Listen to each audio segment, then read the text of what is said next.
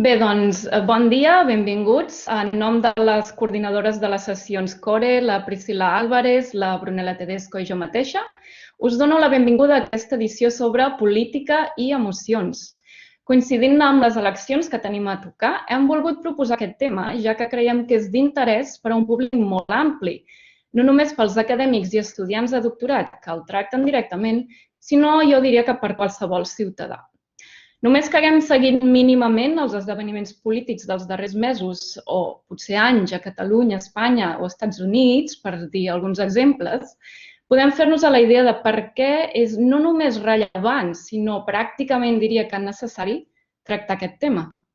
Per parlar sobre política i emocions, ens acompanyen avui amb nosaltres tres experts sobre el tema: Toni Aira, Cristina Sánchez i Xavier Ruiz. La primera presentació del doctor Toni Aira és el gas emocional de la política no només en campanya. El doctor Aira és periodista i doctor en comunicació social per la Universitat Ramon Llull, director de comunicació institucional a la UPF Barcelona School of Management, dirigeix i exerceix com a docent en el màster en comunicació política i institucional de la UPF BSM.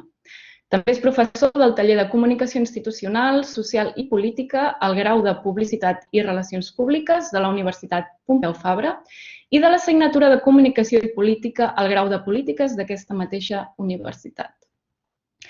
El doctor Aira és també coautor de diversos llibres col·lectius sobre comunicació institucional i política. I el seu últim llibre és La política de les emocions, com els sentiments governen el món. Toni ens proporcionava aquest resum que només de llegir ja estic esperant de sentir la seva presentació i ens deia com els sentiments governen el món, com la personalització, la simplificació i l'impacte emocional adoptats com els tres pilars del llenguatge polític despulla el centre del debat polític de la seva part més racional per decantar-lo per una vessant emocional que hi domina de forma creixent. Toni, tens la paraula. Moltes gràcies. Molt bé, doncs moltes gràcies, Laura. Moltes gràcies a tothom, especialment honorat per compartir aquest moment amb el Xavier i amb la Cristina com a conferenciants, però gràcies a CORE i gràcies a la universitat i al grup de recerca per pensar-hi. Yo voy a hacer el contenido de la presentación en castellano, porque nos indicaron que habría estudiantes de doctorado de Latinoamérica y que esto podría facilitarles el seguimiento. En todo caso, les preguntes que vulgueu, després al final les contestem en bilingüe y fins i tot si s'escapa algun anglès pues podem probar-ho també. Voy a compartir la pantalla, por tanto, una pequeña presentación que he preparado. Me he puesto también el cronómetro para asegurar de que cumpliré con los 20 minutos y no nos pasaremos de ahí. Paso a compartir pantalla por si se viera mi presentación. ¿Se ve, verdad? Bueno, si no me decís nada, entiendo que sí. Igual si hubiera un problema de que alguna vez me ha pasado y que voy intentando avanzar las diapositivas y no lo hacen, pues me lo decís, ¿vale? Si no, seguiré adelante. Bueno, en el marco de políticas y emociones, o si no es algo importante, si es algo importante, decírmelo por palabra, porque si no, oigo el típico ese tush y me pienso que algo va mal. O sea, si no, yo seguiré, ¿eh? Si no, Laura o Priscila me decís por vía voz. Correcte, sí, perfecte, gràcies.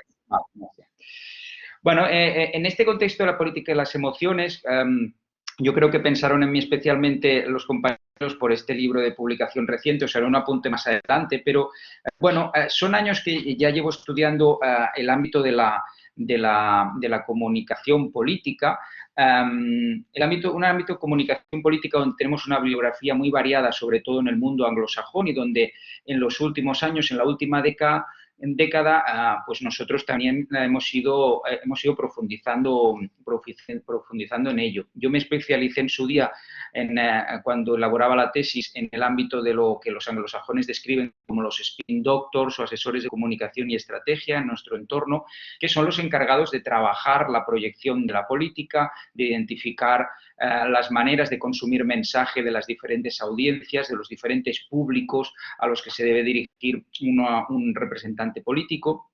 Y es por ello que poco a poco fui trabajando cuál es ese lenguaje que nos describe socialmente, si existe un cierto hilo conductor entre las diferentes sociedades con todas sus diferencias que puedan llevar a una cierta unión de actuación o a unos ciertos puntos en común también de actuación de la comunicación política en general. Y el caso es que sí, el caso es que la emocionalización del discurso político ha ido a más en la mayor parte de sociedades occidentales, cada una evidentemente en su grado, con su adaptación al contexto. Pero hoy intentaré exponer algunas de las razones que explican esta tríada de la personalización, la simplificación y el impacto emocional aplicado al lenguaje político, por qué se da y cuál es el peso ahí de ese factor último que os destaco, el de las emociones, ¿no?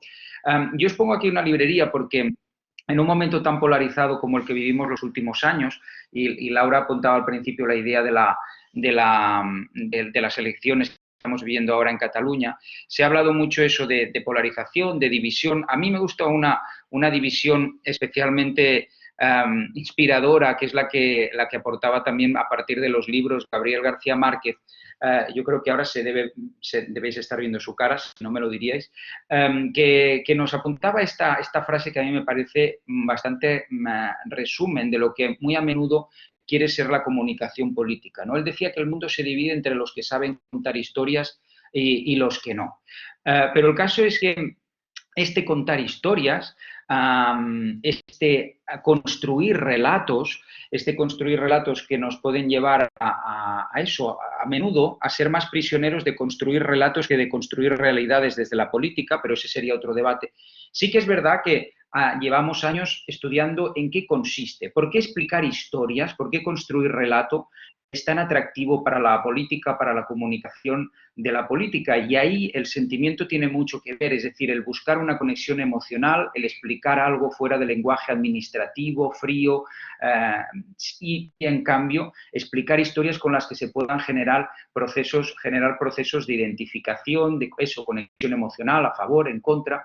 Hace ya bastantes años, más de una década, Christian Salmon hizo fortuna con este libro, con su storytelling, La máquina de fabricar historias y de formatear mentes, que precisamente nos explicaba esta idea de la construcción de relatos, de explicar historias, ¿no? Ahí estaba el factor emocional muy presente, como lo sigue estando en un libro suyo de reciente publicación, que revisita en cierta manera aquel libro que ya tiene más de una década. La era del enfrentamiento, ya tiene un subtítulo que apunta a un cierto repensar lo que explicó hace más de 10 años. Él te dice del storytelling a la ausencia de relato. ¿Y por qué nos dice del storytelling a la ausencia de relato? Bien, porque en cierta manera Salmon nos viene a decir que aquello que ya en 1980 Sidney Blumenthal destacó y acuñó como un concepto que ha hecho fortuna en comunicación política, que es la campaña permanente, the permanent campaign, él considera que ya ha sido superada para pasar a la era de la elección permanente. Es decir, que la política, los políticos, los partidos, estén en el gobierno o no, ya no es que actúen en clave de campaña permanente, sino como estuvieran en el día de elección a pie de urna constantemente, en una constante buscar el voto a la desesperada hasta el último momento y buscando, eso nos lleva a lo que hablábamos de la polarización, un constante choque, un constante contraste con el adversario, un contraste hacerse notar y querer existir para el votante potencial con los métodos que estén a su alcance. Y ahí la emoción tiene un papel muy importante, es decir, ante este bombardeo constante de la comunicación política, ante esta infoxicación constante de este universo, existe la habitual y plausible faceta de los ciudadanos de desarrollar una especie de impermeable invisible en el que la mayor parte de los mensajes políticos les resbala. ¿Cómo traspasarlo? ¿Cómo traspasar ese impermeable de indiferencia sobre la política? Bueno, asumiendo, así lo hace la comunicación política la mayor parte del tiempo, aquel concepto que Milan Kundera, el autor de La insoportable levedad del ser, utiliza para describirnos. Él dice que ya no somos el Homo sapiens sapiens, él dice que somos el Homo sentimentalis y, muy resumido, lo que nos dice es que paradójicamente somos la sociedad, la generación que más acceso ha tenido a la formación y a la información y que, eso, paradójicamente, somos más sensibles que nunca a que nos apelen a la razón a través de la emoción. Bueno, ¿por qué se da eso y por qué lo asume la política? Lo asumen autores como grandes divulgadores como fueron Punset, Eduard Punset, exministro, también académico, que nos decía que sin emoción no hay proyecto, tampoco proyecto político, pero nos lo asumen también los grandes asesores de comunicación y estrategia del presente, como el mismo actual jefe de gabinete de Pedro Sánchez en Moncloa y responsable de sus campañas electorales últimas, Iván Redondo, que nos decía eso: primero me emociono, luego pienso.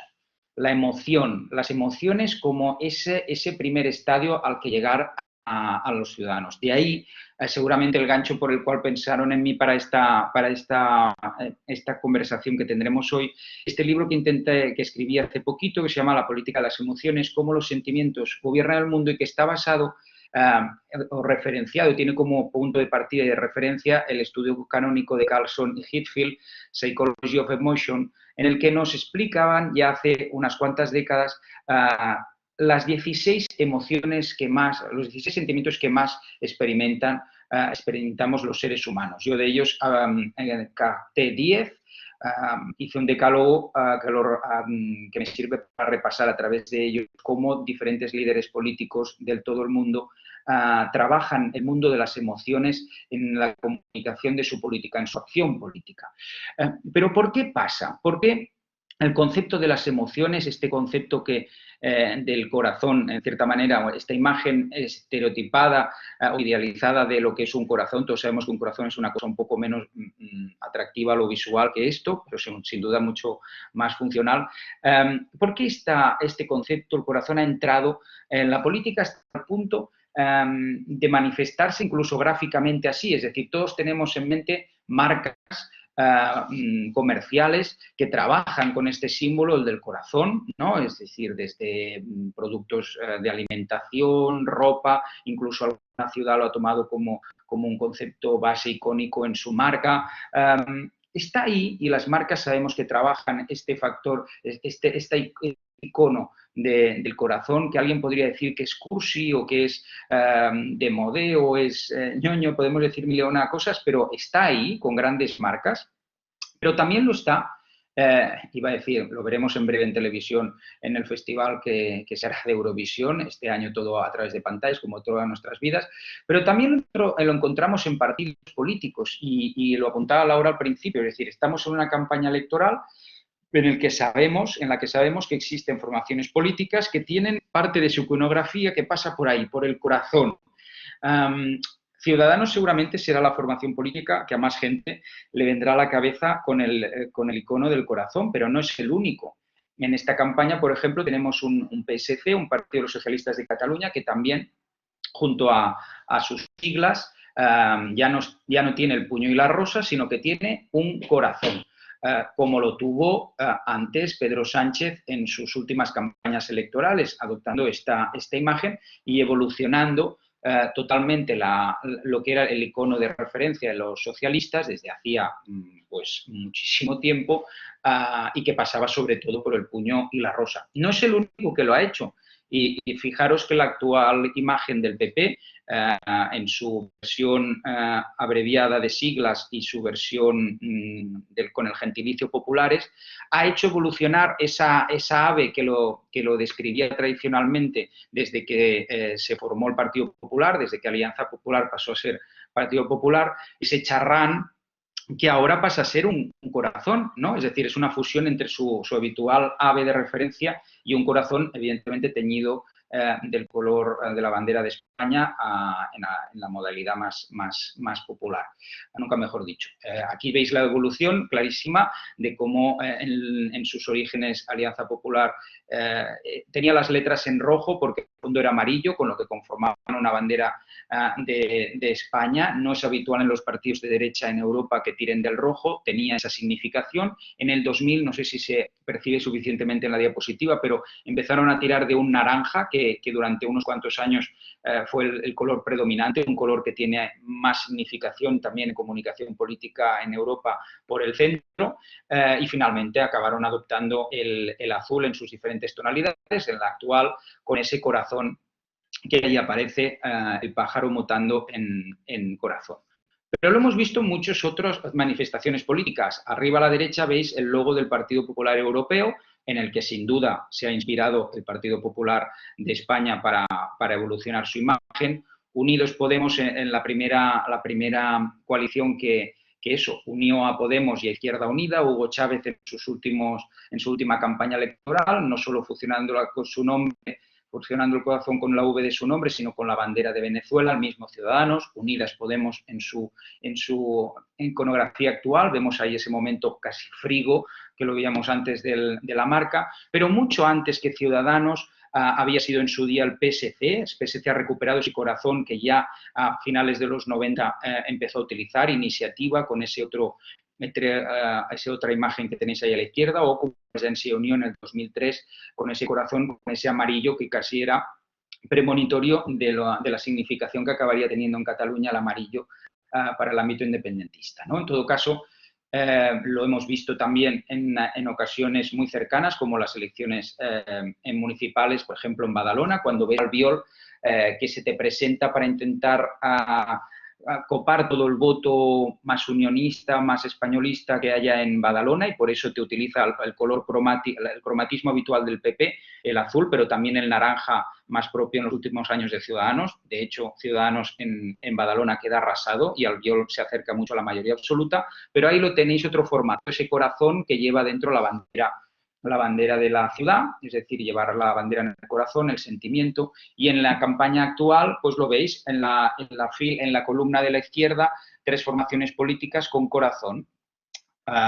Ciudadanos, que además le saca unas manos a su corazón y hace que abrace, Illa y su corazón de vota PSC, y Alejandro Fernández con ese logo del PP. Lo utilizó Pedro Sánchez, que además, fijaros que en su último eslogan de precampaña, la España que quieres, jugaba además a esa polisemia, ¿no? Es decir, la que quieres, la que deseas, la que querrías que fuera, y la España que quieres, la España que amas también, con ese corazón ahí. Y, por cierto, lo hemos visto también en unas elecciones que también están en curso, en este caso al FC Barcelona, con ese estimem al Barça y ese corazón fusionado en el escudo. Bueno, ¿por qué pasa todo eso? Y ahí mi síntesis de lo que os he ido explicando. Lo explicó bien Juan Verde, que fue coordinador internacional de la campaña de reelección de Barack Obama. Vivimos en unas sociedades y con una ciudadanía a la que nos han ido acostumbrando a un consumo de mensaje que pasa sobre todo por las sensaciones, que pasa en muchos casos no por entrar en el fondo o quedarse con esa sustancia, sino con aquello que nos hace sentir lo que vemos, sobre todo lo que vemos a través de pantallas y de esa audiovisualización del lenguaje, pero también audiovisualización de nuestro consumo de mensaje. Cuando él explicaba en los mítines de Obama pues eso, que había aprendido aquello, responde eso que pone ahí, que la gente no recuerda qué dijiste, solo cómo le hiciste sentir. Es interesante desde el punto de vista de saber por qué es importante eso para la comunicación política, pues porque ante un contexto como el que tenemos nosotros, a eso que han descrito algunos autores, la democracia mediática o la sociedad del entretenimiento, con unas sociedades que además están imbuidas o estamos como ciudadanos inmersos en eso que se llama la procrastinación, es decir, una dispersión creciente o una mayor dificultad de concentración de nuestra atención en lo esencial, en lo importante para eso, buscar distracción o estímulos que nos generen sensaciones cada vez más momentáneas, más pasajeras. Bien, en este contexto, eso lleva a que la política haya asumido un lenguaje, o la comunicación de la política, si lo queréis, haya asumido un lenguaje publicitario que es el que ha triunfado tradicionalmente también en las últimas décadas desde pues eso, el boom de la televisión desde hace eso, mediados, finales del siglo pasado. Tres conceptos, y ahí acabaré, son los que describen este lenguaje publicitario que triunfa en la comunicación política: la simplificación, la personalización y el impacto emocional. La simplificación implica lo que ya hemos visto todos: síntesis y minimalismo discursivo. Cuanto menos palabras, mejor. Políticos que hablan con eslogans, políticos que hablan con frases, con consignas que quepan en una píldora de estas de radio, en ese corte de voz, en ese soundbite, en ese momento de aparición en televisión. Pocas palabras y contundentes, la era del enfrentamiento. Personalización. El candidato, dicen los americanos, es el mensaje. Las caras, acabar sintetizando una oferta política en un individuo, en un candidato, en una candidata, y cómo a través de ellos buscar la conexión de confianza, de desconfianza, qué emociones te genera. Por eso cada vez el candidato, no solo en ámbitos, en países con sistemas presidencialistas como los Estados Unidos, sino por contagio en muchos otros países como el nuestro, el líder como resumen va al alza. Y por último, el impacto emocional, es decir, el llegar, el despertar algún tipo de interés, de esas sensaciones que buscamos a través de las aplicaciones, de los likes, de los retweets, de los me gusta, etcétera, en una sociedad donde el discurso político tira de ello. En esta campaña, por ejemplo, tenemos un líder político, por ejemplo, Oriol Junqueras, que está en prisión, ahora sale en tercer grado. Él desde la prisión ha escrito libros, la mayor parte de ellos no políticos, libros como este de cuentos desde la prisión a sus hijos, en los que obviamente tiene una función catártica en cierta manera este libro, pero también una intención de construcción de relato por la vía de la conexión emocional. Quien que tenga hijos no le emociona o le conecta de alguna manera la imagen de alguien que no puede leerles el cuento al final de la noche porque él está en prisión y sus hijos están en casa. O la presentación que se hizo de otro de los presos del procés, como es Quim Forn, cuando lo presentaron de jefe de lista, de cabeza de lista en las últimas elecciones municipales. Él no podía estar ahí, pero ¿dónde pusieron una fotografía suya en un atril como de pintor? En las 4 columnas de Puig i Cadafalch, en Montjuïc, que te recuerdan este símbolo del catalanismo recuperado, pero también a quien no le recuerdan pues, los barrotes de una prisión, ¿no? La conexión, la búsqueda de la conexión emocional, que nos ha llevado también a elementos como la futbolización de la política, ese buscar más fans, seguidores que no votantes, ese discurso de a favor en contra, de ganador y perdedor, esa emoción constante que te da el deporte, esos políticos que, como hicieron en las últimas elecciones, no se te pueden negar a encabezar las portadas del principal, del diario más vendido en España, que es un diario deportivo, jugando precisamente a eso: liderazgos políticos que son en un momento dado el todo de la comunicación de sus partidos, líderes políticos que son el gran mensaje y que incluso llevan a que el partido les imite en cuanto a las siglas. Fijaros que en el caso de Marx, el partido de Emmanuel Macron, tiene sus mismas siglas. En un primer momento, Marx además asumió la misma tipografía, digamos, la misma caligrafía que de la firma de Emmanuel Macron, La República en Marche, Emmanuel Macron.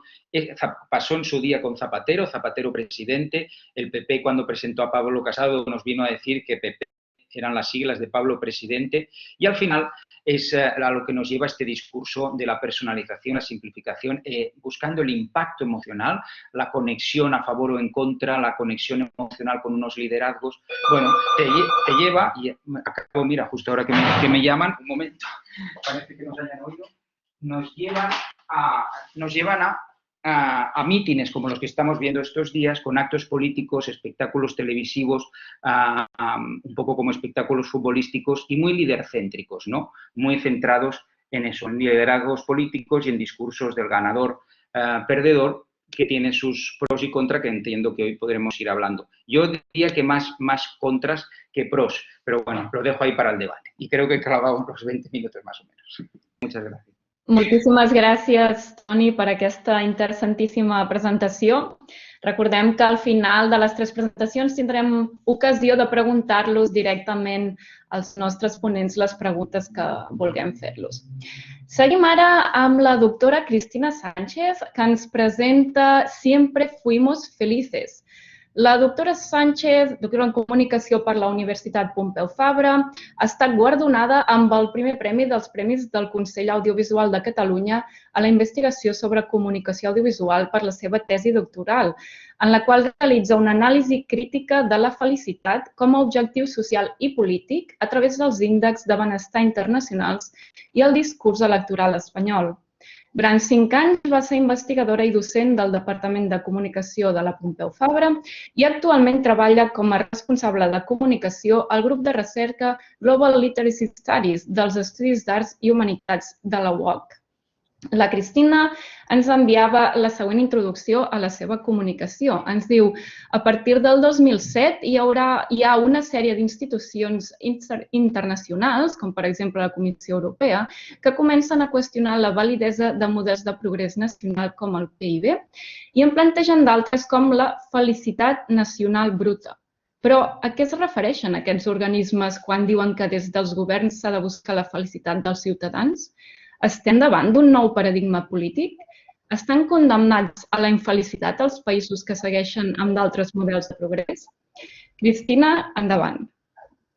Hola, bona tarda. Moltes gràcies, Laura, i bé, moltes gràcies també a totes les coordinadores d'aquest cicle de conferències per tenir en compte la meva intervenció. Aprofitaré per dir que per mi és un gran honor estar aquí amb 2 mestres literalment per mi, perquè tant el Toni com el Xavier els vaig conèixer quan estava estudiant Publicitat i Relacions Públiques, van ser els meus professors i uns anys després el Xavier també va ser el meu director de tesi, per tant per mi és un honor ara mateix poder considerar-los col·legues de professió. I a part, sempre tornar a la meva alma mater sempre és un plaer. Sense més introduccions, presentaré la meva pantalla i canviaré el registre a castellà perquè així també coincideix amb l'idioma de la presentació.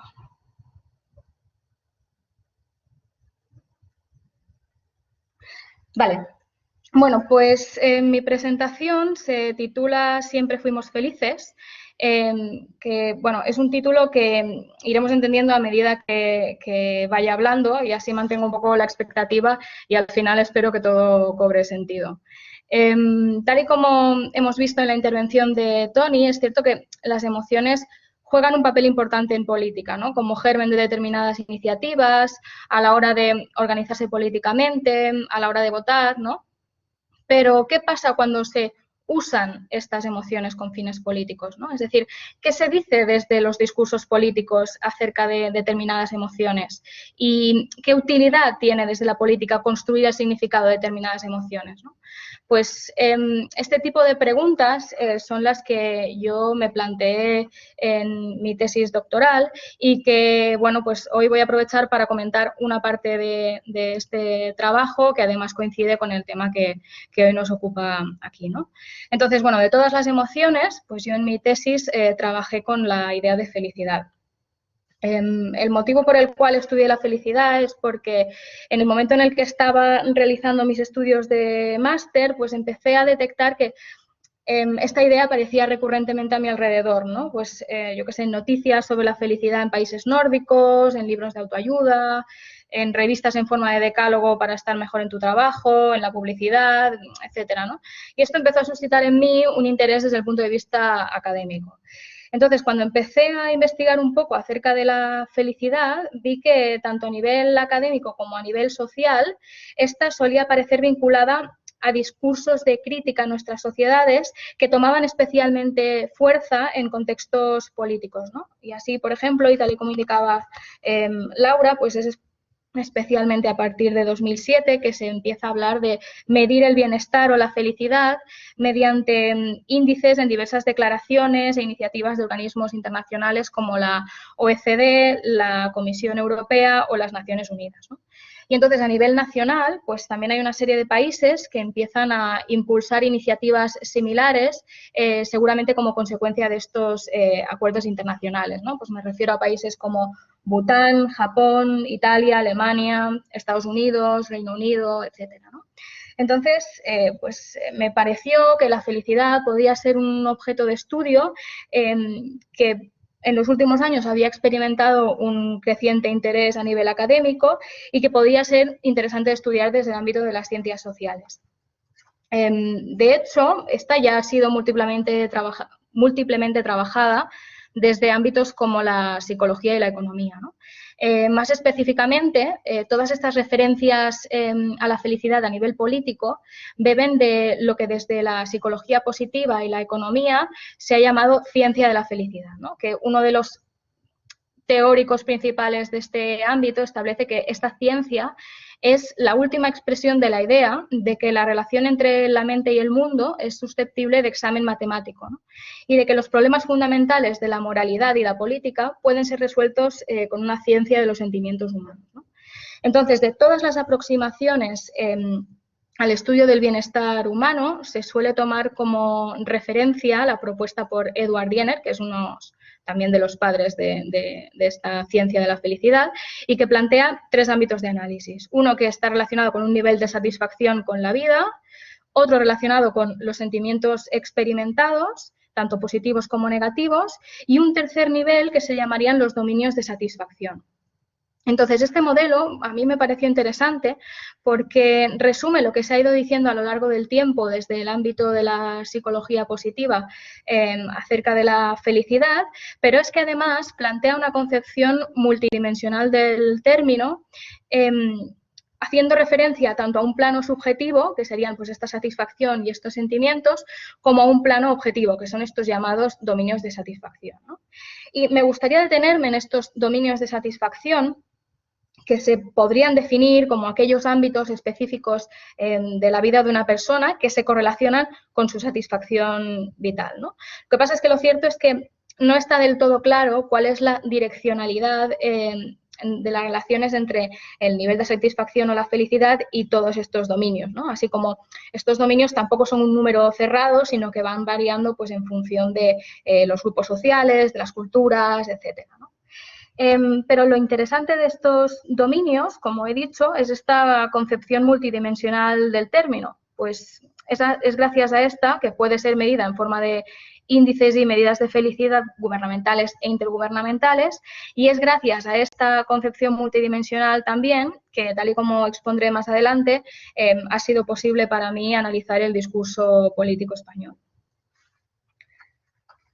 Entonces, bueno, además de esta concepción multidimensional del constructo felicidad, otra pata sobre la que se apoyaba el cuerpo teórico de mi tesis son todas aquellas críticas que esta ciencia de la felicidad recibe, especialmente aquellas relacionadas con el marco interpretativo de la realidad que esta ciencia trae consigo, ¿no? Y es que, pues tal y como establece otra de las referencias máximas de esta ciencia, definir la felicidad es propagar una ideología. Pero es que, además, en este caso se estaría propagando una ideología sin, por ejemplo, estar hablando explícitamente en términos políticos, ¿no? Pues determinados marcos interpretativos de la realidad pasan a justificarse mediante argumentos en los que se usa la autoridad de la ciencia y en los que determinadas aseveraciones se plantean como descubrimientos sobre la naturaleza humana, ¿no? Lo que deja fuera cuestionamientos del tipo ideológico. Entonces, bueno, teniendo en cuenta esta consideración o esta observación, así como las características mismas de la ciencia de la felicidad, en mi tesis, entre otras cosas, partí de la idea de que la felicidad podría estar actuando como un significante alrededor del cual se articula el discurso acerca de lo que es valioso para una sociedad o una cultura determinada, más que algo estrechamente relacionado con la naturaleza humana, ¿no? Y es por eso por lo que encontré interesante estudiar todas estas medidas de índices índices de felicidad que desde los organismos e instituciones intergubernamentales habían empezado a tomar protagonismo y decían abogar por un cambio social y político real, ¿no? Entonces, me interesaba saber, en primer lugar, de qué están hablando nuestros gobiernos cuando dicen que nuestras sociedades se deberían orientar hacia la felicidad, ¿no? Y este es el estudio 1. Y en segundo lugar, y dado que el discurso sobre la felicidad pues, tiene algunas controversias a nivel conceptual, me pareció interesante estudiar la felicidad en aquellos lugares en los que no está, tal y como apunta Sara Ahmed en su libro La promesa de la felicidad. En este libro, básicamente lo que plantea es que aquello socialmente deseable puede aparecer o sea, no solo puede expresarse a través del significante felicidad, sino que puede aparecer en diversos discursos articulados alrededor de otros significantes. Y esto lo que haría es revelar la naturaleza de esta como una manifestación más de los valores imperantes en las sociedades desde las que se piensa, ¿no? Y entonces es por eso por lo que me pareció interesante estudiar el discurso electoral español, pues España es un país en el que al menos en el momento en el que yo estaba realizando mi tesis doctoral, la felicidad no era algo que se hubiese institucionalizado, ¿no? Y este es el punto en el que nace el estudio 2. Entonces, esto lo plantearé brevemente porque tampoco me quiero poner demasiado técnica, pero bueno, para el estudio 1 pues hice un análisis de contenido de un total de 13 medidas de felicidad, que son las que aparecen en pantalla. Y para el estudio 2 realicé un análisis semionarrativo de un total de 57 spots electorales de las principales formaciones políticas españolas. Entonces, si les parece bien, no me detendré a explicar este modelo teórico y metodológico porque creo que es bastante conocido en esta casa y en todo caso, si luego es necesario, pues volvemos a ello y lo detallamos, ¿no? Bueno, entonces, con este estudio narrativo lo que sí que voy a especificar es que primero realicé un estudio temático, es decir, vi qué temas que aparecen relacionados con la felicidad en el estudio 1 aparecen en los spots electorales españoles y luego también realicé un análisis narrativo de estos textos, es decir, pues estudié cuál es la problemática social y política que se plantea o cuáles son los objetivos a alcanzar, quiénes son los sujetos capaces de alcanzarlo, cuál es el resultado de su consecución, qué sujetos salen beneficiados de dicha acción, qué papel tienen las distintas temas relacionados con la felicidad en estas narrativas, etcétera, ¿no? Entonces, bueno, tras aplicar estos modelos teóricos y metodológicos, pues surgieron una serie de resultados. Empezando por el estudio 1, pues tras el análisis pude identificar que las medidas estudiadas participaban de concepciones similares acerca de aquello que es competencia de un gobierno en materia de felicidad, ¿no? Pues había grupos de indicadores que aparecían en varias o en todas las medidas. Y es gracias a todas estas similitudes que pude crear lo que en ese momento llamé las dimensiones de felicidad. Que estas dimensiones de felicidad son conglomerados de indicadores que comparten una temática determinada, ¿no? Entonces, estos conglomerados podríamos decir que ya existen en las medidas originales que yo estudié, por lo que yo hice en este trabajo fue crear las dimensiones a partir de los grupos de indicadores o de variables de los índices y medidas, ¿no?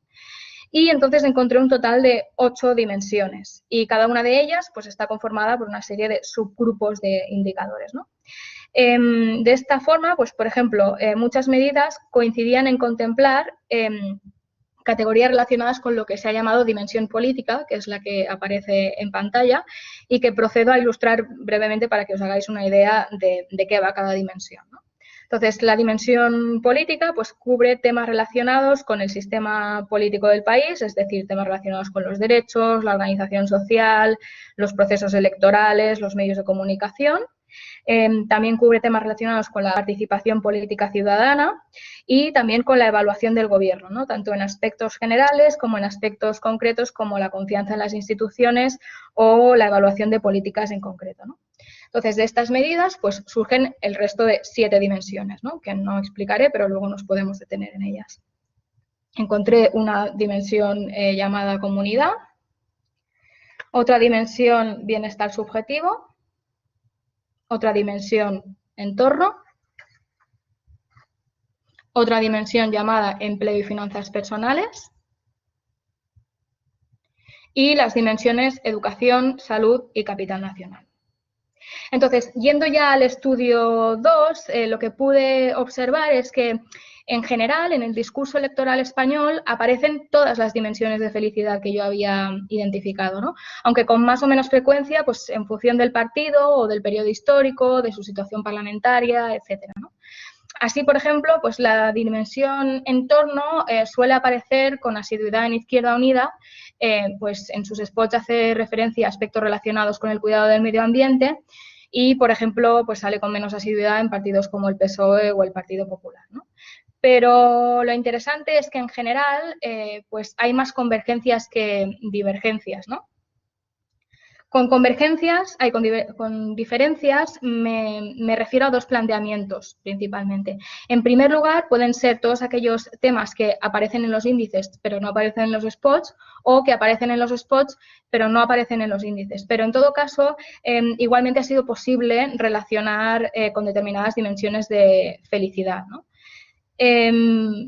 Y además estas diferencias tienen más que ver con temas en concreto, ¿no? Por ejemplo, pues en los índices de felicidad, en la dimensión educación, pues se hacía referencia a temas relacionados con el nivel de alfabetización de un país, ¿no? Pues este tema no aparece en los spots electorales que yo analicé, seguramente porque la tasa de alfabetización en España es elevada y no es una preocupación prioritaria del gobierno, ¿no? O, por ejemplo, podían aparecer en los spots electorales varias alusiones al grupo terrorista ETA, que esto evidentemente pues, no aparece en las medidas de felicidad internacionales, pero que igualmente fue posible relacionarlos en cuanto a contenido porque en estas medidas sí que aparecen temas relacionados con el terrorismo. Entonces, bueno, pues podríamos considerar que todos aquellos asuntos que se desarrollan desde el discurso electoral y todos aquellos asuntos que no se desarrollan, pues podrían estar marcando los límites competenciales de un gobierno en España, ¿no? Entonces, bueno, no solo los partidos suelen coincidir en hacer referencia a todas las dimensiones de felicidad, sino que también hay cierto consenso acerca de qué es aquello deseable para un gobierno en España.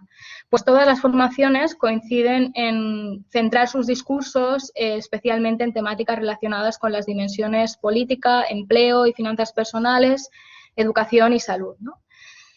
No obstante, pues bueno, cada formación puede abordar de un modo distinto cada dimensión en función de su ideología, de su situación parlamentaria u otros factores contextuales, ¿no? Entonces, a continuación, ilustraré brevemente, para el caso de la dimensión política, cómo cada uno de estos temas toma una forma ligeramente distinta en función del partido, ¿no? Por ejemplo, pues todos los partidos políticos coinciden en plantear temas relacionados con los derechos fundamentales, ¿no?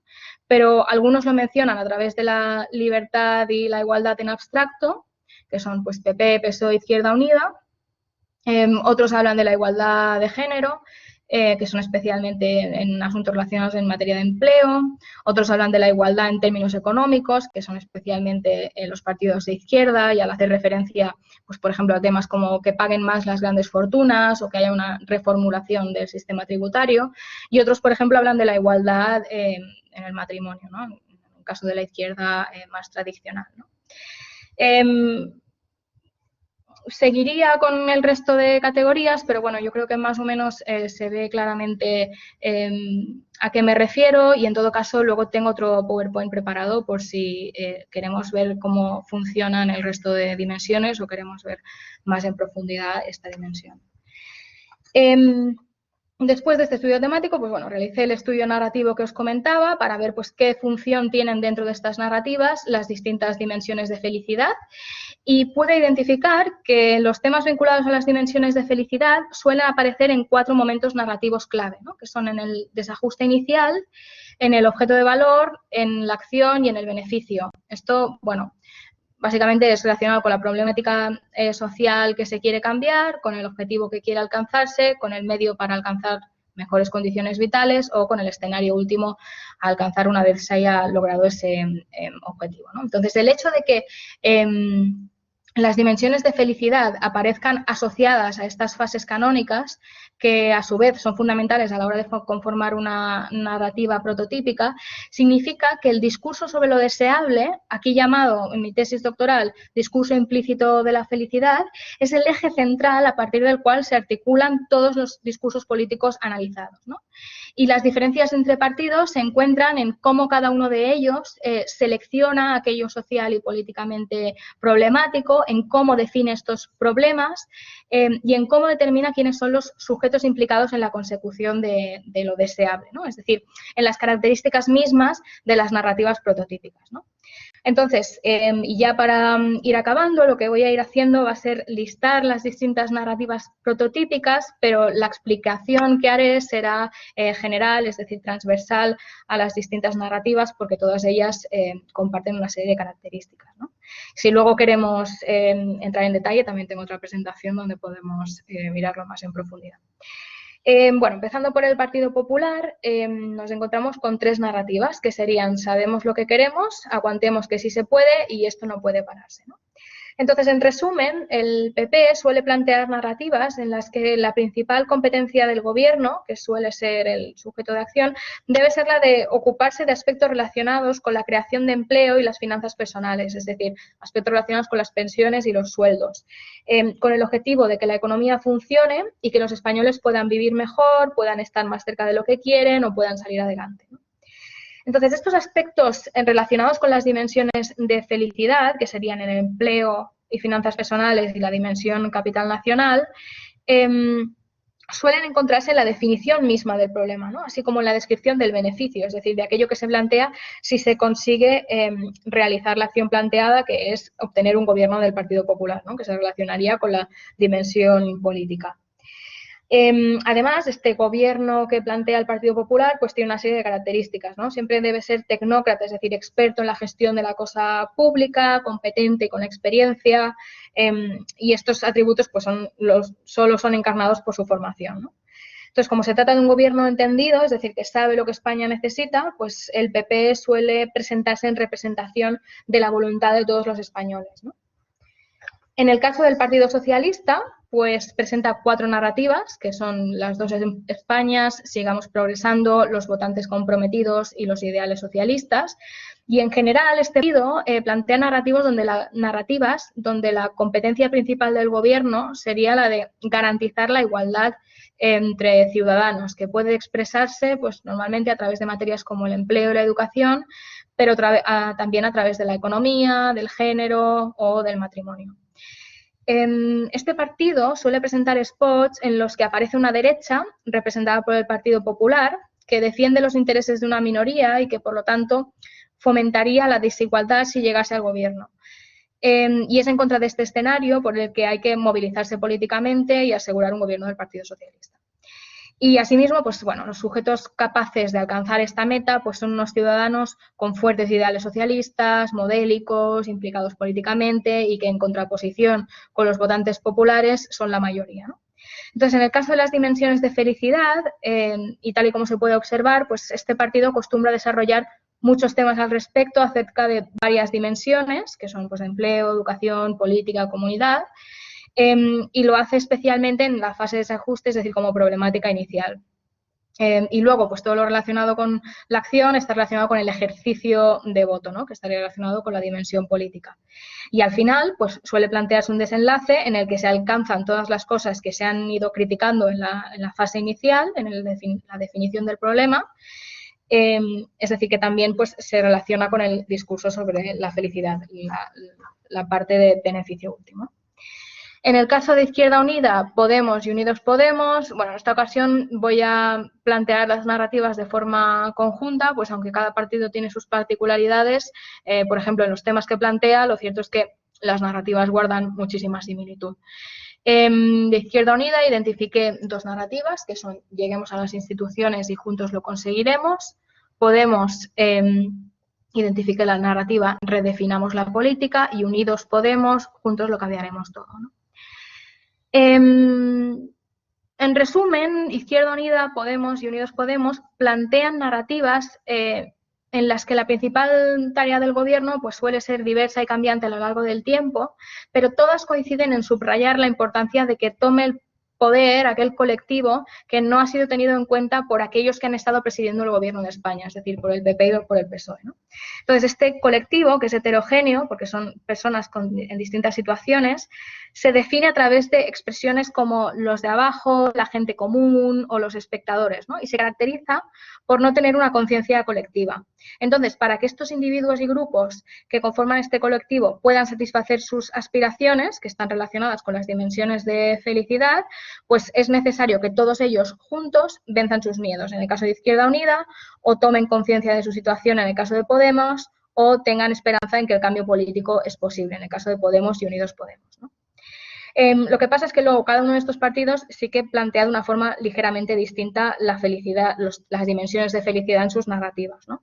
Por ejemplo, Izquierda Unida pues, suele centrar gran parte de sus spots en la fase del desajuste, es decir, al principio, cuando plantea el problema, las expone de forma negativa y viene a decir que una vez alcanzado el objetivo de votar a su partido, pues todos estos asuntos se satisfarán, se resolverán, etcétera, ¿no?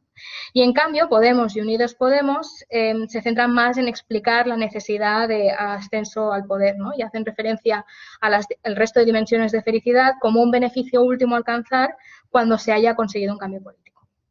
Y en el caso de Ciudadanos, pues tenemos estas dos narrativas, Hacia una nueva España y Jóvenes Ciudadanos, y básicamente pues plantea en sus narrativas, suele plantear la necesidad de enmendar los errores de gestión de gobiernos anteriores, o sea, del PP y del PSOE, especialmente relacionados con la cohesión social y la corrupción política, aunque también con las infraestructuras, la educación y la sanidad. Es decir, en estos spots, Ciudadana se plantea como la forma que tienen los españoles de renovar o actualizar la política, pues la necesidad de cambio político viene motivado por las formas de hacer política en España que se han estado realizando hasta ahora y que se han quedado obsoletas, ¿no? Y entonces, pues las dimensiones de felicidad que aparecen serían pues, la política, comunidad, entorno, educación y salud. Y bueno, pues si intentamos mirar todos estos resultados con vista de pájaro, pues llegué al final de mi periplo doctoral, además de con la lengua fuera, sintiéndome un poco como el final del planeta de los simios. Y con esto voy a explicarme. Había preparado un vídeo, lo que pasa que por razones técnicas no se oye, así que voy a proceder a explicar yo misma qué es lo que pasa, ¿no? Bueno, en este final del planeta de los simios, bueno, seguramente conoceréis la escena, ¿no? En el que llegan al final de este recorrido y se encuentra con la Estatua de la Libertad y entonces el protagonista de la película dice las siguientes palabras. Dice, qué bonito, estoy en mi casa otra vez. Durante todo este tiempo no me he dado cuenta de que estaba en ella. Y al fin lo conseguí, ¿no? Entonces luego pues dice, os maldigo a todos, maldigo las guerras, etcétera, ¿no? Entonces, bueno, lo que quiero decir con este clip, a ver. Lo que quiero decir es que, bueno, pues yo empecé la tesis doctoral preguntándome pues qué era eso de la felicidad que veía en televisión y en prensa, incluso con un poco de ingenuidad, pensando que realmente podía estar marcando la diferencia, ¿no? Y al final me encontré con que este tipo de discurso sobre la felicidad se parecía mucho a otros discursos que no trataban explícitamente sobre la felicidad y que yo conocía bien, como es el discurso electoral español, ¿no? Entonces, como en el final del planeta de los simios, pues me encontré en casa otra vez, pero es que siempre había estado en ella, ¿no? Y esto es un poco lo que pasa también en los discursos de búsqueda de felicidad en este ámbito, porque se suele plantear pues como algo que se conseguirá en un futuro, al final del camino, si cambiamos el presente, etcétera, pero lo cierto es que si miras en detalle estos discursos, pues sigues estando en el mismo lugar, ¿no? Siguen siendo una radiografía del presente. No obstante, pues evidentemente hay diferencias entre muestras, ¿no? Los índices y medidas fijan cuáles son las distintas metas políticas que se deben alcanzar, ¿no? Pero cada formación política pues construye narrativas distintas respecto a cuáles son las necesidades sociales y políticas que se deben satisfacer, cómo se pueden alcanzar estas metas, quiénes son los sujetos implicados, etcétera, ¿no?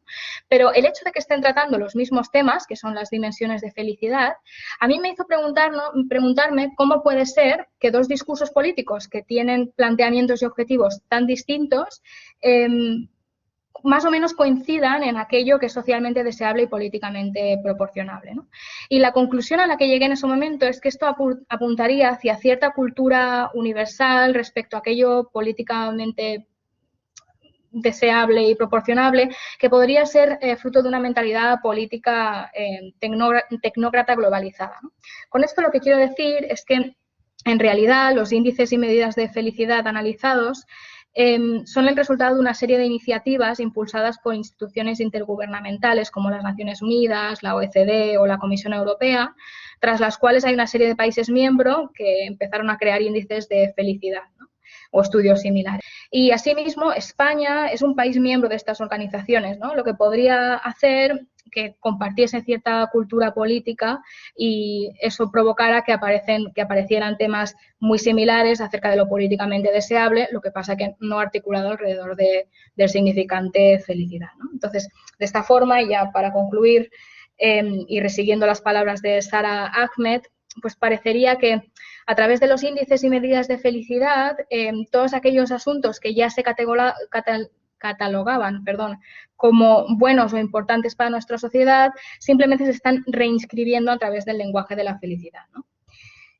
Así pues, a partir de este análisis yo podría cuestionar la aseveración de que la felicidad, pues tal y como está planteada en los índices contemplados en mi tesis, pues realmente fuera un objetivo social y político distinto y renovador respecto a otros objetivos políticos previos, como por ejemplo relacionados con el progreso, ¿no? Eso, o que ahora resulta que todo este tiempo habíamos sido felices y no nos habíamos dado cuenta. Muchas gracias. Esto es todo. Moltes gràcies, Cristina, per ser avui amb nosaltres i per oferir-nos aquesta interessantíssima presentació dels teus estudis. Seguim ara amb el professor Xavier Ruiz, que ens porta la presentació titulada Elogi de la política, la filosofia i la psicopatia. Necessitaré que tanqueu tots el micròfon, perquè si no s'acopla, fins que... Sí. Perfecte. El professor Xavier Ruiz és catedràtic del Departament de Comunicació de la Universitat Pompeu Fabra i membre investigador del grup Medium. Està especialitzat en l'anàlisi de discursos i missatges dins de l'àmbit de la comunicació persuasiva i més concretament en missatges i discursos emmarcats en el màrqueting, el branding, la publicitat i la comunicació política. Ha publicat un elevat nombre d'articles, informes i nombrosos llibres sobre aquest àmbit d'estudi.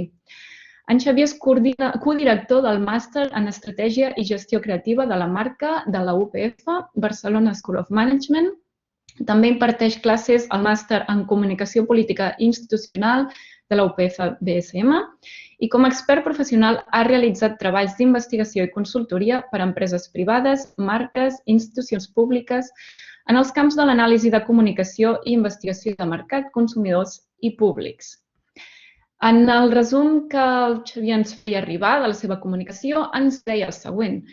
Des de la modernitat i la tradició del liberalisme s'ha apel·lat a la racionalitat en la política i l'economia i s'han proscrit les emocions per generar un estat social d'apatia, sense emocions, quan la racionalitat liberal i neoliberal suposa la naturalització d'una passió i la seva presentació com un principi de racionalitat, la passió del desig per acumular beneficis individuals, la passió de l'egoisme que porta a la psicopatia.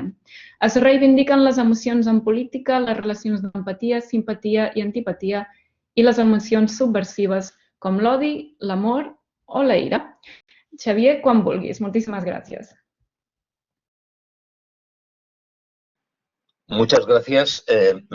Lo primero quiero saber si se me oye bien, porque sé que hay problemas de sonido. Sí, vale, Muchísimas gracias. No, yo, aparte de la presentación que me has hecho, querría comentar que en estos momentos lo que más me interesa es la comunicación política.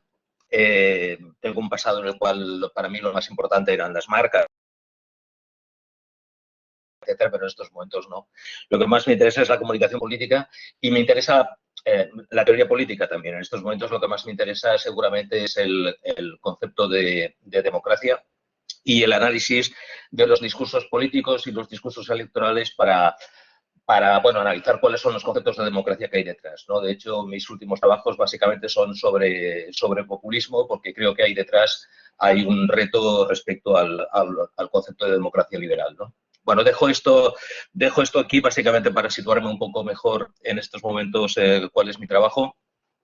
Entonces, como habéis visto, yo he hecho un título de la charla que es un poco provocativo, elogio del odio en política. Yo creo que en estos momentos que se está criminalizando el odio, ¿no? Porque si odias te meten en la cárcel, pues es un título bastante subversivo. Bueno, lo he hecho básicamente para llamar la atención y también para explicar algunas cosas, ¿no? Lo que voy a hacer ahora, me vais a perdonar, yo no os voy a pasar PowerPoint, o sea que me tendréis que aguantar la cara todo este rato, ¿no? No he hecho PowerPoint, pero voy a intentar desarrollar una reflexión en torno al tema de la emoción y las pasiones en política. Yo creo que están muy bien todas estas ponencias porque yo creo que las tres van a ser bastante distintas, ¿no? Y voy a intentar de alguna manera dar un poco más de lapso de tiempo respecto a mi reflexión, ¿no? O sea, voy a empezar por la modernidad y voy a ir pasando por algunos autores de teoría política, ¿no? Entonces, para ver de alguna manera, es una reflexión que estoy haciendo, ya digo, a partir de estos conceptos que he comentado antes, ¿no? De democracia, democracia liberal, democracia radical, populismo, etcétera, etcétera, y que esta charla pues me ha servido para poner un poco alguna idea en orden, ¿no? Entonces voy a compartirlo. Básicamente lo que voy a hacer es esto, ¿no? Compartir una serie de reflexiones con vosotros. ¿De acuerdo? Bien, entonces, la primera cuestión es que, evidentemente, el inicio de la modernidad supone el encumbramiento de la racionalidad. ¿Y el encumbramiento no se oye? ¿Se oye? ¿Ahora se oye? Ha empitjorat una mica ara el so. A ver, por favor, el problema del audio es lo más complicado. Algo lejos. Ay, por favor. Ara està més sensible. ¿Ahora se vuelve a oír bien? Depèn com no sé. El icono del micrófono de la batería al lado del nombre de Xavier está abajo. Tal vez sea un tema de batería del micrófono. ¿Perdona? ¿Dónde? Decías que estás con... Sí, parecería que tienes la batería baja. La batería de micrófono. Es que no sé ni qué es eso. La batería baja, no está la batería baja. Está al 100. Ahí está mejor. ¿Está mejor? ¿Se me oye? Sí, ara sí. ¿Se me está oyendo? Sí, provem. Si no t'aviso. ¿Provem? Bueno, vale.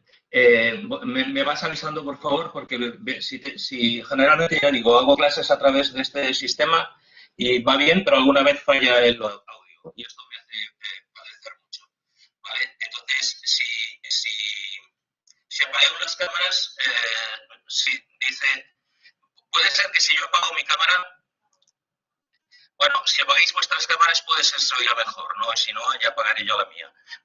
Dejemos por favor, Cristina o Laura, dejad vuestra cámara abierta para que pueda tener un feedback. Sí, gracias. Me dicen que ahora perfecto. Laura, si no puedes abrir el tuyo, por favor, para tener un feedback de si oyes, no oyes, etcétera. Gracias. T'aviso. Bueno, entonces, sí, vale. Entonces, lo que estaba comentando es que, bueno, la modernidad supone un incumplimiento de la racionalidad y una criminalización de alguna manera de las pasiones, ¿no? Se identifica pasiones o emocionalidad con irracionalidad. cosa que no tiene ningún sentido, pero es lo que se hace. Y yo lo que quisiera es empezar a pensar un poco en la imagen de las emociones en diferentes tipos de ideologías, ¿no? Que han sido hegemónicas o son hegemónicas en nuestro mundo. La primera es la ideología liberal, que yo creo que desde la modernidad es la ideología hegemónica. No voy a diferenciar entre el liberalismo, que es la ideología hegemónica. No voy a diferenciar entre liberalismo y neoliberalismo, que es algo que a veces se hace, pero yo creo que el neoliberalismo simplemente, el liberalismo se extrema cuando no tiene ningún muro de contención, ¿no? Entonces, no creo que haya diferencia. Bueno, lo que quiero comentar es que el liberalismo lo que pone en primer plano es la racionalidad. La racionalidad tanto en política como economía. De hecho, cuando antes Tony estaba hablando de la emocionalidad, no podemos olvidar, en política no podemos olvidar que muchas veces se critica la emocionalidad en política, ¿no? Las pasiones son malas, hay que argumentar, en el fondo es como una especie de condescendencia. Bueno, vale, la emoción vamos a introducirla, pero tampoco está muy bien vista. Cuando se lleva al extremo, ¿no? Entonces se habla de extremismo, ¿no? Pues, claro, entonces ya es irracional, las masas se vuelven irracionales, los políticos incitan a las masas al odio, por ejemplo, hay delitos de odio, los seguidores de Trump son pasionales y no racionales, etcétera, etcétera. Bien, todo esto parte de un principio fundamental, que es el principio liberal, donde lo fundamental es la racionalidad. Pero claro, yo creo que el principio liberal tiene parte de una trampa fundamental. Y esta trampa fundamental, y esto lo podemos ver ya desde Adam Smith, ¿no? Y todos los principios sobre lo que es la economía capitalista. El principio fundamental de la racionalidad es que todo individuo busca maximizar sus beneficios individuales, sus beneficios personales. Esto se ha dado en llamar, dentro de muchas teorías, teoría de la elección racional o teoría de la acción racional, sobre todo en economía, pero también en política. Bien, la racionalidad parte de este principio. Por ejemplo, las teorías de juegos parten de este principio. Los principios de la economía clásica y neoclásica capitalistas parten de este principio. Pero este principio, ¿qué es al final? Al final no es más que un simulacro de racionalidad de una pasión. Y esa pasión es el egoísmo.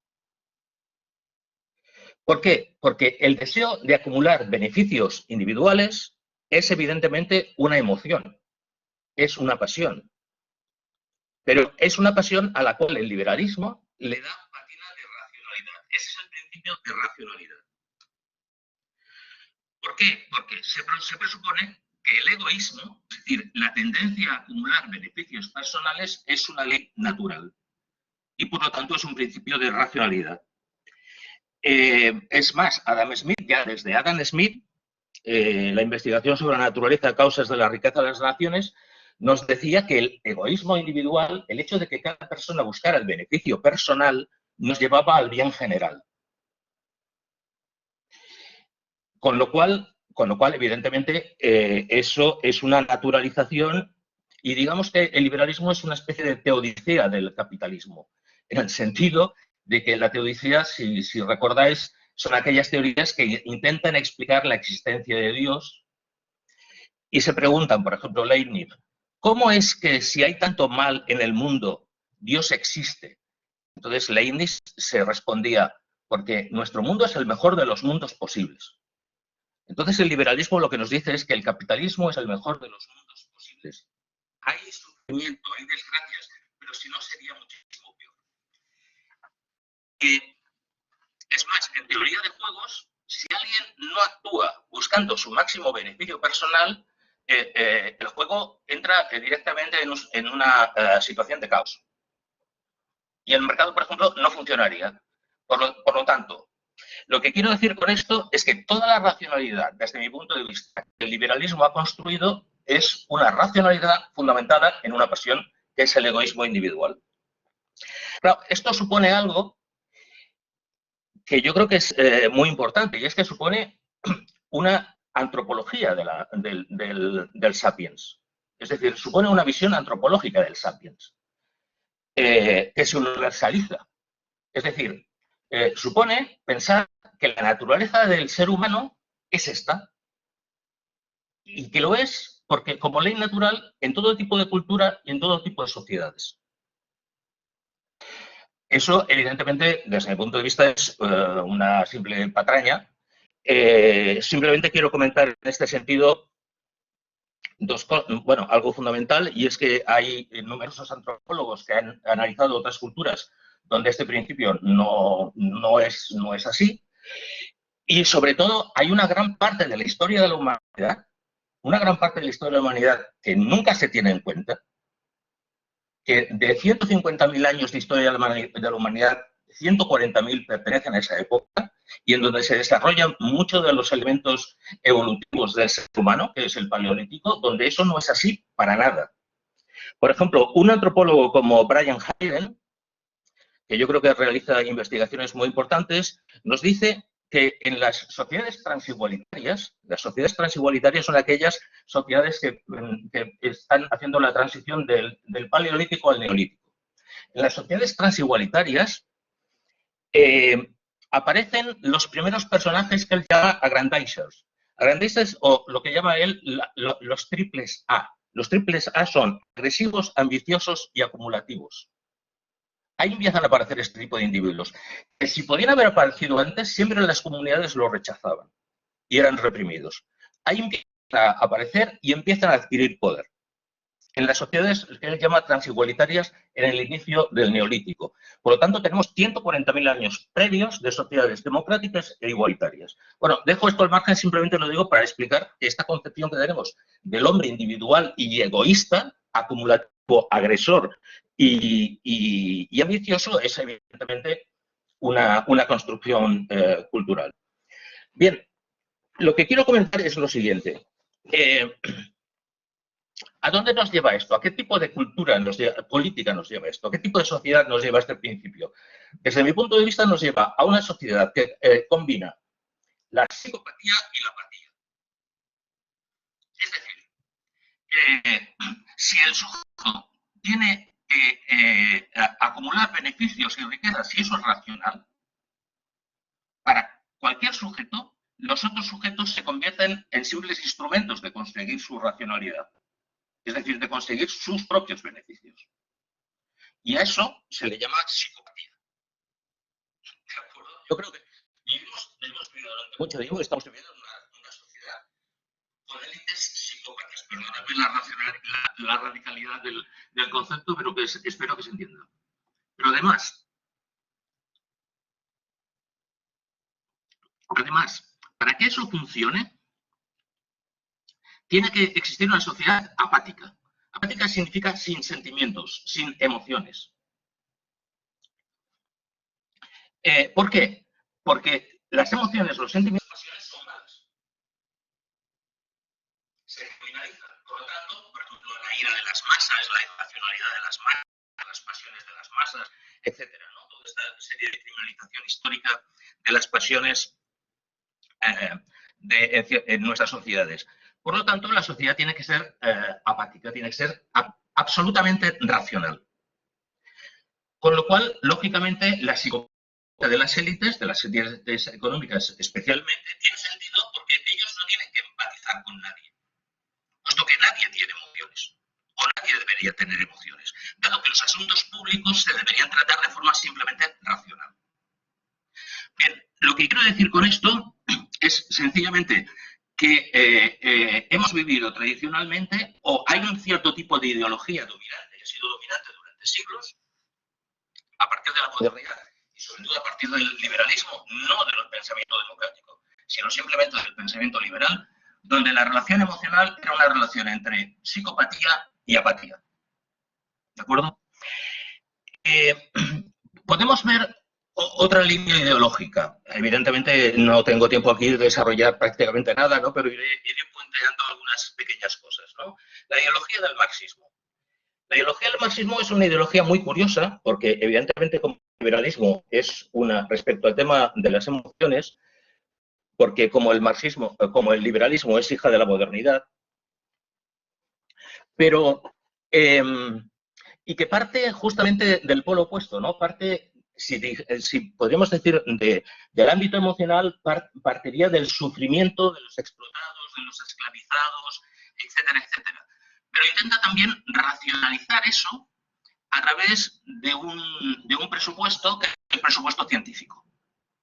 Y el presupuesto científico nos habla de el marxismo como ciencia de la historia. Y nos empieza a hablar del materialismo histórico, del socialismo científico, etcétera, etcétera. Entonces hay una especie de intento de huida también de las emociones, ¿no? Las decisiones políticas, etcétera, se deben tomar al margen de cualquier tipo de emoción, etcétera. Evidentemente, esto entra en contradicción con algunas cosas. Por ejemplo, estoy buscando...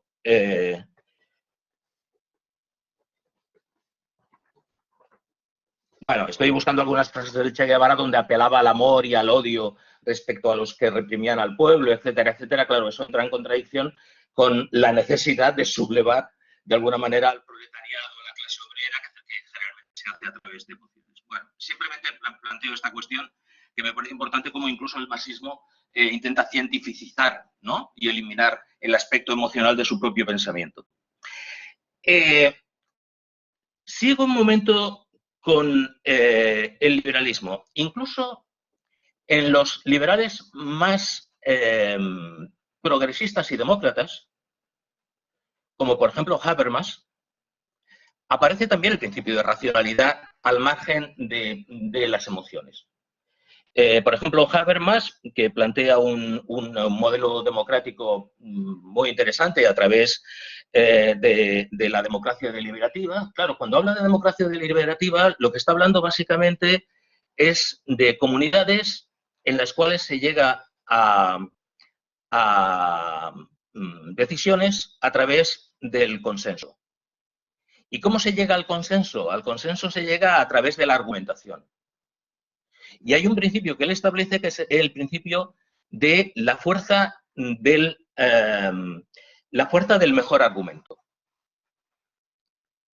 Por lo tanto, se toman decisiones políticas a través de la fuerza del mejor argumento. Y la fuerza del mejor argumento, claro, es un elemento puramente racional. Y ahí se eliminan dos cosas. La primera, que es típico del pensamiento liberal, la primera son las emociones y la segunda es el conflicto. Las emociones hay que pensar que tienen relación absoluta con el conflicto social. Me ha parecido, después hablaremos un poquito más de esto, me ha parecido fantástica la presentación de Tony porque aparecían muchos corazones. Y es muy curioso como todas las representaciones sociales y políticas que se presentaban ahí de la emocionalidad no tienen relación con el conflicto. El corazón no tiene relación con el conflicto. Tiene relación con la unidad, con el afecto, etcétera, pero no tiene relación con el conflicto. ¿De acuerdo? Entonces, hay que ver un poco como el pensamiento liberal, desde las fuentes más primitivas y economicistas hasta las fuentes más democráticas, ahí está esta forma de apartar el conflicto y, por lo tanto, el de las emociones que tienen que ver con el conflicto. Claro, en el caso, por ejemplo, del desarrollo de la perspectiva liberal, al final la única forma, si se apela a la racionalidad absoluta, es acabar en una tecnocracia o en una democracia de élites, ¿no? Como planteaba Schumpeter. Más allá de eso no podríamos llegar. Pero bueno, esto es otro tema que dejo ahí para más adelante. Quiero ir a otro autor que el marxismo plantea el conflicto, evidentemente. Lo que es que le da una cierta patina de racionalidad a través de esta ciencia de la historia, etcétera, etcétera, que por cierto, esta patina de racionalidad lleva también a un cierto tipo de psicopatía, porque cuando el partido, ¿no? El Partido Comunista se convierte en un instrumento de las leyes de la historia, evidentemente puede pasar por encima de cualquier cosa. Y por encima de cualquier cosa, eso nos lleva al Gulag o al desastre y al genocidio que se cometió en Camboya. Quiero decir que me parece... Porque, claro, el problema de racionalizarlo todo es que se pierde un elemento fundamental, que es la empatía. Si eliminamos las emociones y caemos en un sistema apático, lo que eliminamos es la posibilidad de empatía. Con lo cual, el desarrollo de la psicopatía tiene un campo absolutamente libre. Los demás no son más que instrumentos para conseguir nuestros objetivos, sea una sociedad sin clases o sea el beneficio personal. Bien, llego a otro autor que quiero comentar, que es Carl Smith. Y con Carl Smith, cuando escribe a principios del siglo XX sobre los principios de lo político, no de la política, sino de lo político, y sabemos todos que Carl Smith es un prefascista, o sea, es un prenazi, que después además pasa a formar parte del partido nazi, pero yo creo que es uno de los grandes pensadores antiliberales y tiene algunas cosas que desde mi punto de vista son interesantes. Y hay un concepto que él desarrolla, él dice, ¿qué es lo político? Dice, lo político es fundamentalmente la relación entre amigos y enemigos, ¿no? Todo aquello en donde se establece la relación entre amigos y enemigos, eso es lo político. Y ahí aparece claramente algo que ya había aparecido en el marxismo, que es la confrontación entre clases, pero en este caso sin ningún rasgo, podríamos decir, cientificista, ¿no? Y la relación entre amigos y enemigos, dice, la cumbre de esa relación es la guerra. Porque en la guerra podemos hacer lo que sea por nuestros amigos y podemos hacer lo que sea contra nuestros enemigos, ¿no? Es donde las pasiones son más fuertes y la relación entre amigos y enemigos es más potente. Bien, claro, para Carl Smith la relación entre amigos y enemigos ya establece una relación donde las emociones son absolutamente fundamentales, ¿no? Voy a otra corriente, voy como veis dando pinceladas, pero es para hacer un pequeño recorrido, ¿no? Que nos lleve a alguna reflexión. Hay toda una corriente que es el posmarxismo, que recoge algunas ideas de Carl Smith, ¿no? Y voy a poner en juego una autora como Chantal Mouffe. Chantal Mouffe es una autora belga que se dedica a la teoría política y es una de las ideólogas del populismo de izquierdas en estos momentos, una autora muy respetada. Y ella formaría parte, aparte de ser postmarxista, formaría parte de los que algunos llaman smithianos de izquierda, es decir, que recogen esta idea del conflicto, pero desde la izquierda. Y Chantal Mouffe, claro, recoge la idea de que la democracia es fundamentalmente una gestión del conflicto.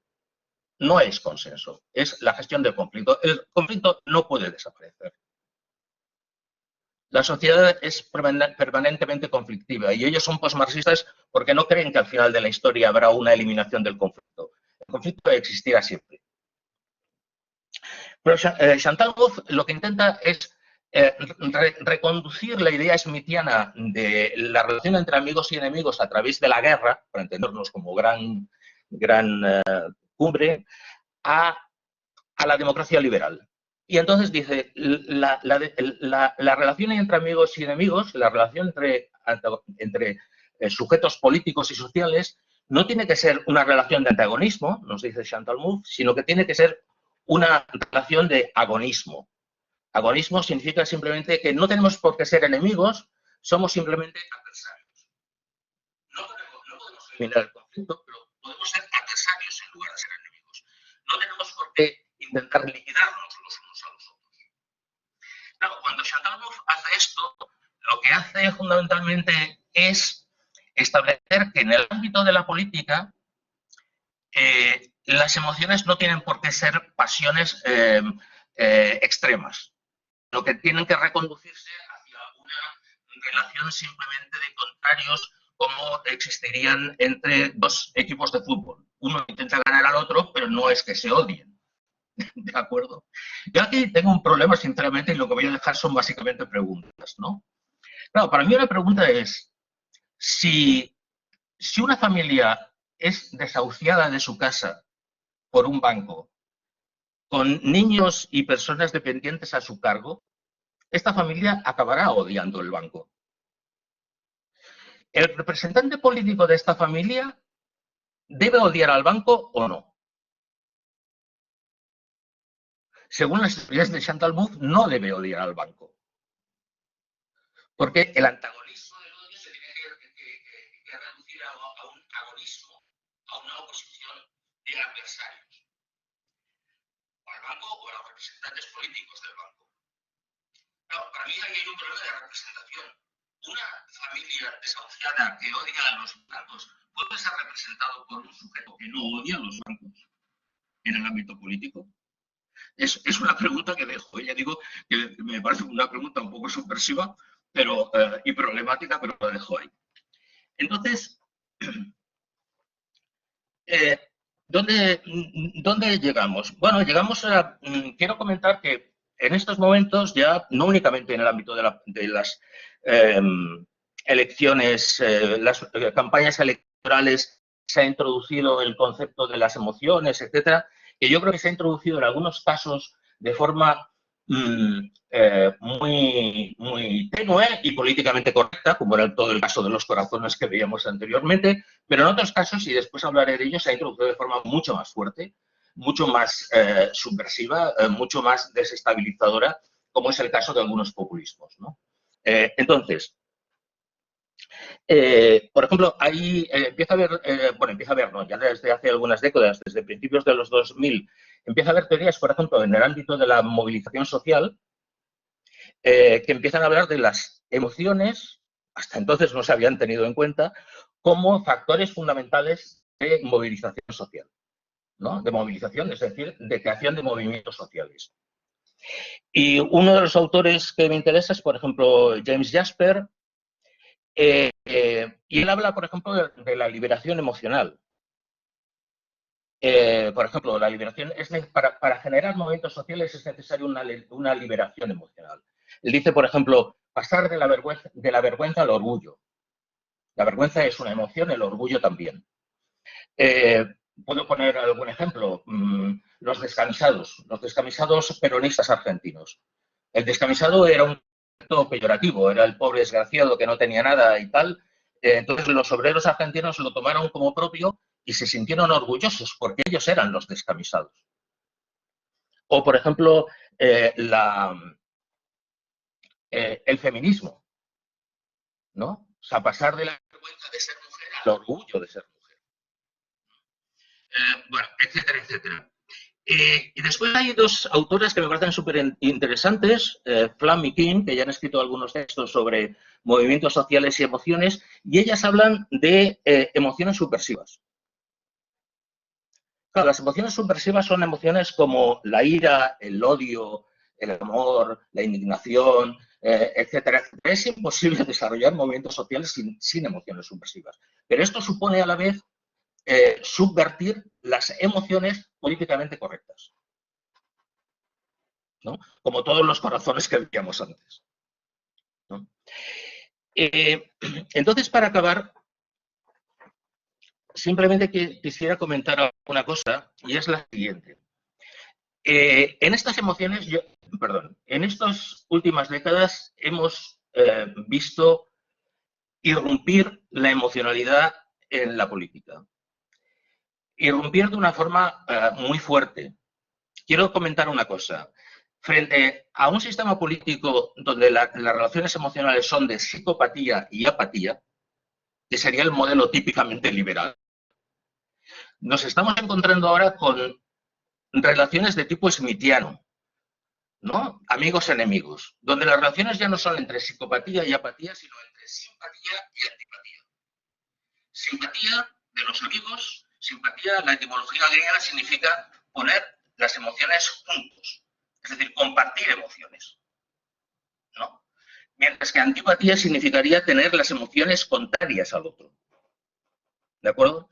Entonces, yo creo que en ese mundo apático, racional, absoluto, en el cual el liberalismo nos ha intentado imponer, ha irrumpido en los últimos años claramente esta relación de amigo-enemigo, simpatía-antipatía. Que yo lo defiendo por una razón, porque pienso que en ese universo es el único universo en el cual puede existir la empatía. En un universo tanto de emociones positivas como negativas puede existir la empatía. Bien, ¿cuál es mi hipótesis de por qué ha aparecido este universo con movimientos de tipo radical, manifestaciones de odio, etcétera, etcétera. Yo creo que ha aparecido por una razón, porque el sistema de psicopatía se está extremando. Es decir, en nuestras sociedades lo que estamos viviendo es un aumento de las desigualdades, una situación cada vez más precaria de la mayor parte de las poblaciones, incluso en los países desarrollados, etcétera, etcétera. Entonces, dado que el sistema psicopatía-apatía se está extremando, evidentemente, yo pienso en una metáfora, ¿no?, que es una olla a presión donde el liberalismo está tapando por el centro, ¿no? Está tapando y evidentemente la presión tiene que salir por algún sitio. Y es una presión emocional. No, frente a esto está apareciendo esta relación de amigos-enemigos. ¿Por qué? Porque frente a esta situación la gente tiene que buscar un culpable y tiene que buscar alineaciones de amigos y enemigos. Y en estos momentos se están dando dos correlaciones de amigos-enemigos, de simpatías y antipatías. Una es, voy a pensar en dos hechos, en dos movimientos en Estados Unidos, por poner un ejemplo. Uno es ocupar el Capitolio, que lo hemos vivido hace poco. Ahí había evidentemente un grupo, que no simplemente un grupo, hay 75 millones de votos para Trump, ¿no?, que ocupa el Capitolio. Pero frente a ocupar el Capitolio, hemos tenido durante años un movimiento social que se llamaba Ocupar Wall Street. Y ocupar el Capitolio y ocupar Wall Street son dos movimientos totalmente distintos. Bien, ¿qué es lo que significan estos dos movimientos? Significa simplemente que la relación amigos y enemigos, simpatía y antipatía, se organizan de formas distintas. Ocupar Wall Street es un movimiento de izquierdas. Y en este movimiento de izquierdas, ¿qué es lo que aparece? Lo que aparece, yo diría, como emoción fundamental es la indignación. La indignación frente a los que tienen mucho. O sea, frente a los psicópatas, frente a los que generan cada vez más y más y más y más desigualdad, más y más y más y más sufrimiento. Y eso genera un movimiento de ira. Genera un movimiento de odio y genera un movimiento de ira. Bueno, por un lado tenemos ese tipo de división entre amigos y enemigos. Por otro lado tenemos otro tipo de división entre amigos y enemigos, que yo creo que está generado por el miedo. No por la indignación, sino por el miedo. ¿Y qué miedo? Yo le llamaría el miedo a perder los privilegios basura.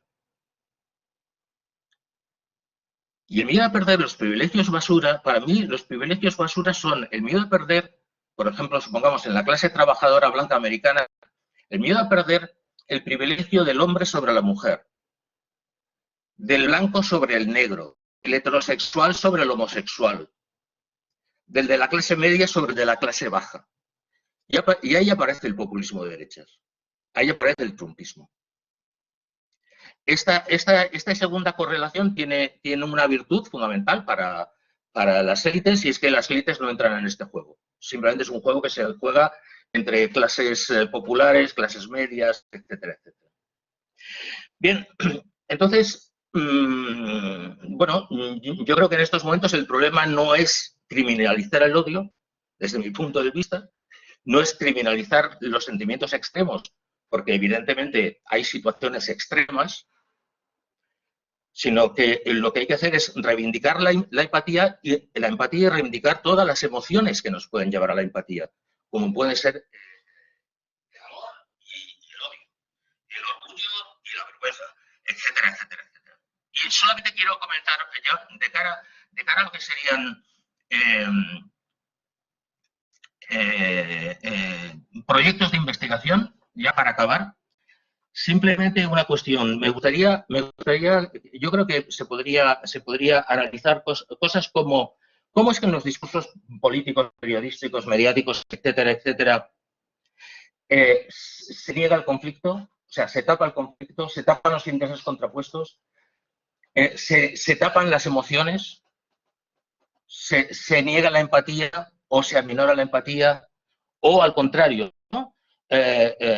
¿Cómo se promueven, ¿no?, los sentimientos como la ira, el odio, etcétera, etcétera, ¿no? Yo creo, generalmente se empieza a estudiar, ¿no?, cómo los populismos incitan al odio, etcétera, pero no se estudia generalmente cómo es que los otros discursos supuestamente racionales lo que están haciendo es promover la apatía, ¿no? El hecho de no implicarnos emocionalmente con los demás.